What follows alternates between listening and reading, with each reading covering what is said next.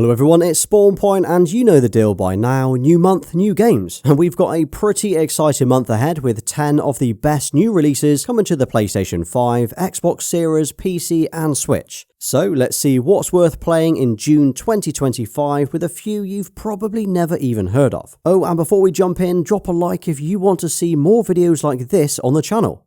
Right, we're going to start with probably the most anticipated game this month, which is Death Stranding 2 on the beach. If you're not aware, this is the second installment in the series, where the first one launched back in 2019 on the PS4. But over the last couple of years, we've had teasers, trailers, and more recently, gameplay for the second game. And I'll be honest, this is already shaping up to be one of the best looking games on the PS5 this year. Now what we do know is it will follow on from the events of the first game, where you play as Sam Porter Bridges, Norman Reedus, and although we don't know the actual story yet, we do know there will be a new organisation named Drawbridge. We've got his BB and plenty of travelling across this weird and wonderful post-apocalyptic America. As you would expect, there are going to be familiar faces as well as new characters, and once again a world which is filled with weird sci-fi tech, vast open landscapes and enemies that you'll need to evade and fight. Now we've not seen a huge amount of gameplay at this stage, but enough to say that the visuals look absolutely stunning. I mean, the first game still looks great today, but this thing is just next level detail. We're talking dark, gritty, scary and cinematic that has that Kojima style written all over it. It's also been said that the combat has been improved and will be a little more focused this time, and there will be new enemies. Now I'm sure as we get closer to launch day, we're going to see even more details about it, but this is one that I am hyped to play.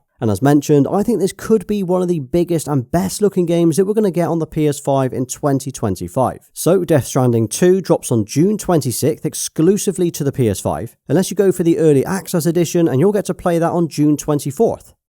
Okay, and next up is a game that if you took GTA, Cyberpunk and Watch Dogs Legion, I imagine this is what it would turn out like. So it's called MindsEye, and this looks pretty good. The fact that it's developed by a studio founded by former Rockstar North president Leslie Benzies immediately gives me hope that this is going to be a banger of a game. So here's the same guy who worked on GTA Vice City, San Andreas, GTA 4, 5, in fact almost everything that's come out of Rockstar in the last 30 years. So MindsEye is a third-person single-player game set in Red Rock in the not-so-distant future. We've got drones you can fly to navigate around the city, cop bots as robot police who patrol the streets, car chases, combat and a power-hungry mayor who's trying to take over the city. So you play as Jacob, who's equipped with MindsEye, a neural implant who keeps getting flashbacks from his tour as a soldier. And if you're looking at this guy thinking, I'm sure I recognise him, well, you're not going mad. He just happens to be the same actor who played Lincoln Clay in Mafia 3.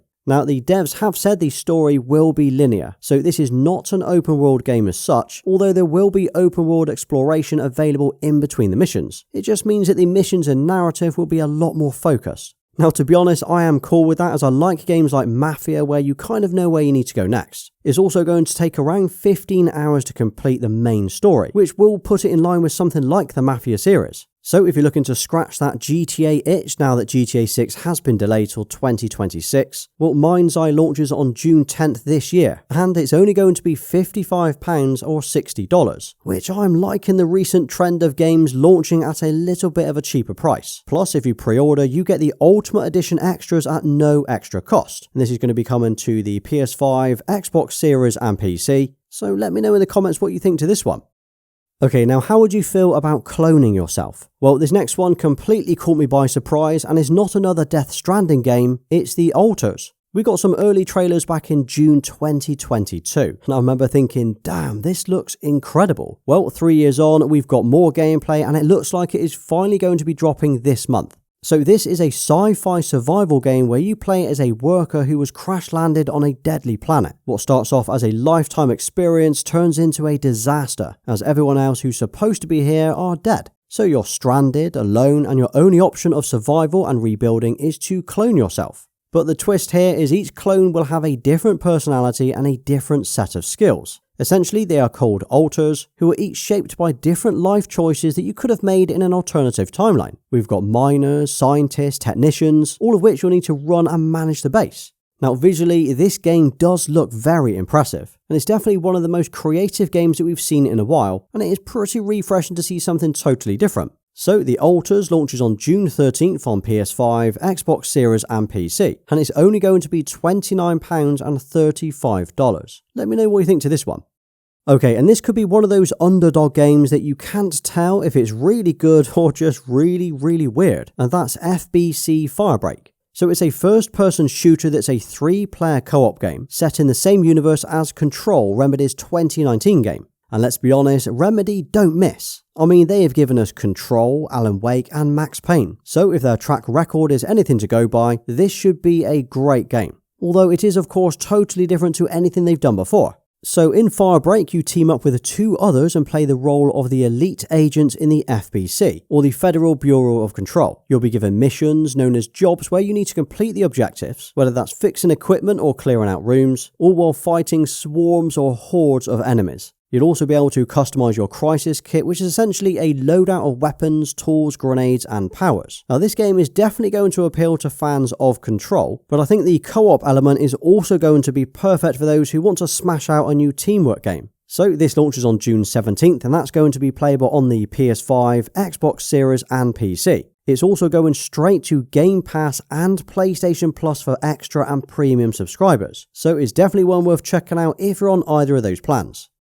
Also in June, we have Dune Awakening, which is finally launching after what feels like an absolute age. And this one looks incredible. So it's a huge open world survival MMO set in the Dune universe. Well, it's set in an alternative universe to the books and the movies, so it doesn't follow the same story or have all of the same characters. But it does have these. So just like the movies, you need to explore the deadly sands of Arrakis, crafting gear, scavenging for water, avoiding sandworms, and exploring some of the most iconic points of interest and locations. Now, I've got to say, this looks impressive. I'm liking the whole setting and visuals in this game. Now, we did actually get some early beta access within the last few weeks. If any of you got to play that, you'll know that this game is massive. Like, the open world is fully explorable, and as it's share play, you get to explore with your mates, build bases, go into battle together, and complete the missions as a team. Now, I feel like this game does a great job of staying true to the world of Dune. So if you're a fan of the books and the movies, you'll be pretty happy with the game. But it also looks like it will be a perfect MMO for those who don't know the movies. Because as I said, you can build bases, unlock recipes, decorate and tweak it,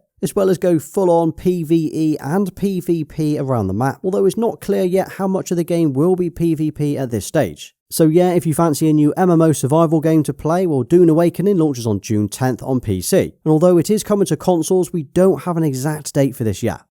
And if you're lucky enough to be getting a Switch 2 on June 5th, we have Mario Kart World dropping on the same day. Now, this is the latest installment from the series, but this time there's a twist. So instead of simply jumping between races via the menus like we're used to, there is now an open world element to the game which allows you to drive around and explore the world between each race. There's even going to be dynamic weather, day and night cycles, new driver mechanics like grinding rails, skimming across the water and jumping off walls. They've even increased the multiplayer limit to 24 players, which you can play online with your friends, which is going to be absolute carnage, and I'm all for it. Now, we have seen a few glorified trailers and limited gameplay, which does look impressive, but last month I did in fact attend a public event in April, so I got to play this for around 30 minutes in a booth, and I can say that this was an instant buy for me. I'm already a huge fan of the Mario Kart games, as it's a brilliant game to play at home with the family. And after seeing how good this game looked and played, I think this is going to be one of the best Switch 2 games that we're going to get this year.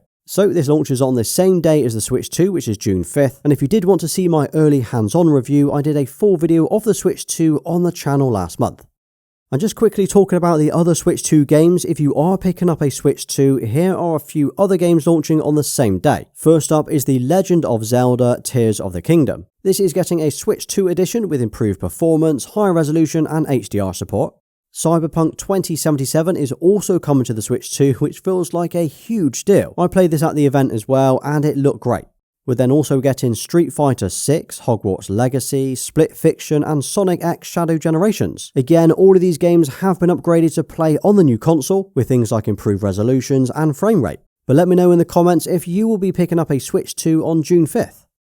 And one for the Five Nights at Freddy's fans, we are getting a new installment in June called Secret of the Mimic. Just like the previous games, it's a survival horror which is filled with puzzle solving, stealth, dark corridors and plenty of jump scares as you're trying to survive and uncover the hidden secrets. This time is set in the abandoned workshop of Murray's Costume Manor, and you have to recover Edwin's prototype AI called the Mimic. It's going to be creepy, it's going to be scary, and it looks like it could be the best looking game that we've had in the series. It's also set as a prequel to the other games, as this one is set in 1979, way before the original games. So it's definitely going to be interesting to see how this origin story plays out once it drops. So, Five Nights at Freddy Secrets of the Mimic launches on June 13th, and that's coming to the PlayStation 5 and PC.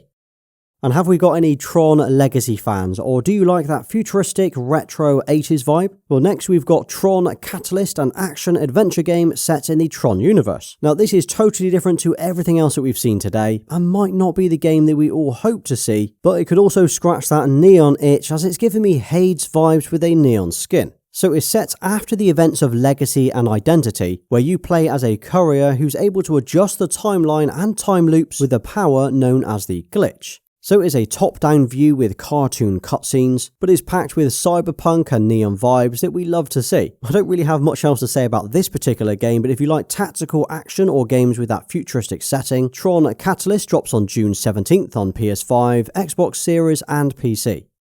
Okay, and then Stellar Blade is also getting an update this month, and by update I mean we're getting new content and it is coming to PC. So firstly, if you've not played this yet on PS5 because you've been waiting for it on PC, well, you're in for a real treat with this one. Now, it's not just a visually stunning game, but it's got some awesome soundtracks, a great storyline, combat and setting that makes this one of the best games that we've had on the PS5. Now, I completed this last year and it is one of my favourite games. Well, over on PC is now going to support AI upscaling and frame generation, unlocked frame rates, ultra-wide support and DualSense controller support. It's also getting new boss battles, improved resolution upgrades and 25 new costumes. But let's be honest, no matter how many costumes that you give Eve, I feel like there's going to be some interesting mods on PC. So on June 11th, Stellar Blade will be available on PC, and all PS5 users who have the game will get the extra content via a free update on the same day.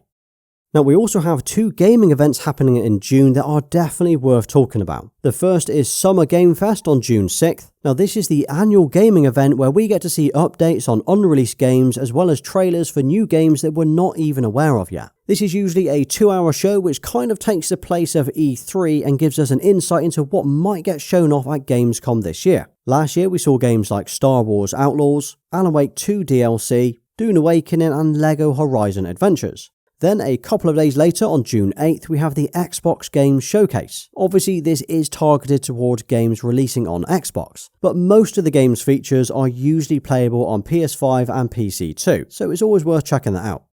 As for the PlayStation Plus games that we're getting in June, well, at the time of making this video I don't have the full list of PS Plus games, but what I do have is last month's PS Plus games that can still be added to your library or downloaded before June 2nd, and that is Ark Survival Ascended, Balatro and Warhammer 40,000 Boltgun. So again, make sure you add these to your library even if you don't plan on downloading them. Okay, well that was a quick look at the top 10 games that we're seeing in June 2025. What do you think? I think there is a nice mix in here for everyone. We've got a huge PS5 exclusive, PC games, new Switch games, and that GTA type game if you want to fill the void before 2026. But let me know what you're looking forward to or what you're currently playing. And if you did enjoy today's video, check out my PS5 versus Xbox video next to see what's changed in 2025. Well, thanks for watching. Please like, subscribe, and follow me everywhere. Until next time.